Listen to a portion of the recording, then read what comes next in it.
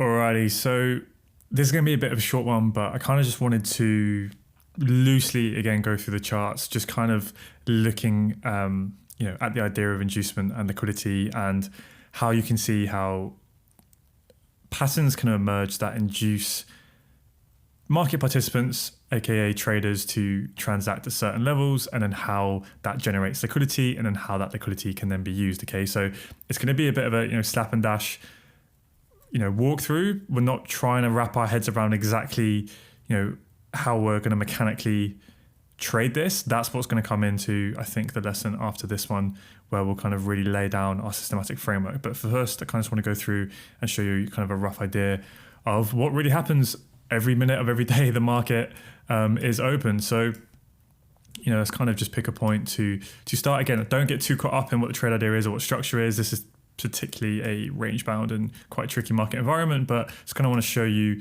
what starts to happen. So even on just a very small scale, what do you have? Like, price is starting to pull back here, right? On a lower time frame, what do you think that double top is going to be? If you go down to like the 1 minute or the 5 minute, it's going to look like quite a nice resistance level. Price is going to come down. People are going to want to short that. Looks like a strong level. What does it do? It induces buy side liquidity into the market, and then that liquidity gets used as potentially large BFIs have then used that buy side liquidity to enter their sell positions. Liquidity below that low, right? That low broke structure that induces market participants to generate sell side liquidity below that low, whether they're getting long, right, from that level. Remember, again, with their stop loss below the low, or whether they're selling the breakout of that low. Either way, it induces traders in there to generate sell side liquidity.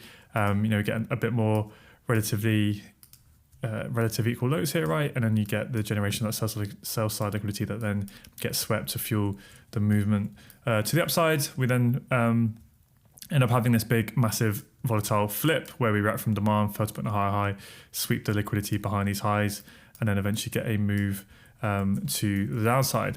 And then this is where we've got some M15 POIs within the 4-hour POI.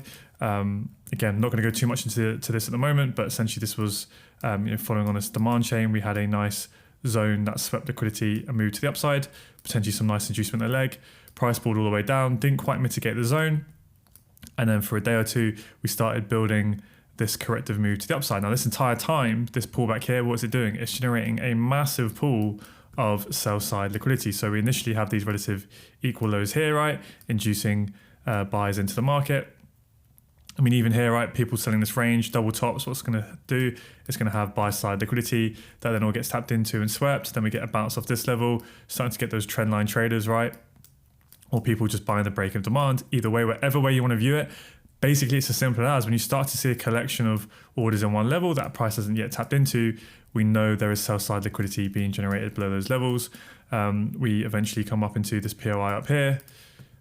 And then we get that strong movement to the downside, and that's when all of that then liquidity can get targeted, and we come down. Then we've got this demand level here, but again, what is it doing? It's just enticing more early buys into the market, generating more sell side liquidity below this ascending trend line that then gets swept and induced into this original POI. So now you have all of this sell side liquidity that's built up, in theory, that BFIs can use to then buy against, and then you see that overwhelming imbalance between supply and demand as we start to move to the upside here, right? We flip supply there, we come up, and then we start to get this nice sort of ascending bullish order flow, right? So potential long opportunities within here. But as we know, what's it doing? All of these demand zones are getting mitigated, right? It's absorbing all of demand.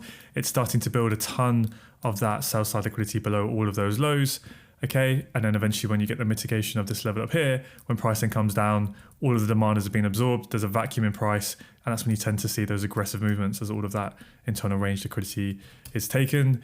Even on a more granular level, like, it's just constantly happening in different amounts. What do we have? We have a pullback, that low breaks the high, induces potential buyers into the market, then the sell side liquidity gets generated below that low, and it acts as some nice inducement for this POI here, right? That liquidity gets used. Boom, then we enter to the high, liquidity to target all behind that descending trend line. People selling that on a lower time frame, right? They'll be seeing lower lows and lower highs on, say, the 1 minute, and then boom, all of that liquidity then gets used as inducement into this POI, where again, we had inducement from that flip there. We know there'll be liquidity behind it. So now we have loads of inducement for this to then play out. and we move to the downside. You see how we leave those little perfect equals there as well, that then later gets swept for the buy side liquidity. So yeah, I know I'm kind of jumping through this very, very loosely, but that's kind of the point. We'll take this very, very slowly in the following lessons to show you kind of, how we're really going to read this. But you can just see it, right? We come down, we come up, we come down, straight push in the leg, right? There's no structural liquidity. So if you're looking at this POI, what does it do? Induces sellers into the market because the only available liquidity is then behind that high. That then gets swept and then moved to the downside. Yeah, and that's it really. Like there's tons of examples, you can see here, right? Break of structure, there's your supply zone.